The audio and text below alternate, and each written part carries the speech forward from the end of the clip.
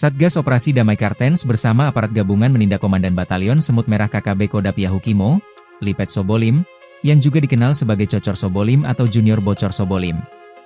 Pelaku dilumpuhkan setelah terlibat pembacokan terhadap 2 warga sipil di Jalan Baliem, Jalur 1, Distrik Dekai, Kabupaten Yahukimo, pada Kamis, 6 November 2025. Lipet Sobolim sempat dilarikan ke RSUD Dekai, tetapi dinyatakan meninggal dunia saat tiba di instalasi gawat darurat, IGD. Insiden ini berawal dari pembacokan yang menimpa 2 warga sipil. Kedua korban, Bernior Telena, 36, dan Soleman Ilu, 30, diserang oleh sekelompok orang tak dikenal, OTK, di Jalan Baliem, Distrik Dekai. Mereka mengalami luka serius dan langsung dibawa ke RSUD Dekai untuk mendapatkan perawatan. Setelah menerima laporan warga, tim gabungan Satgas Damai Kartens, Polres Yahukimo, dan Brimopolda Papua segera melakukan penyisiran di lokasi kejadian.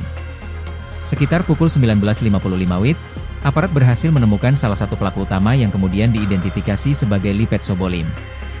Untuk menghindari penangkapan, Lipet Sobolim diketahui telah berganti identitas sebanyak 3 kali, yakni dari Lipet Sobolim menjadi Cocor Sobolim, dan terakhir Junior Bocor Sobolim.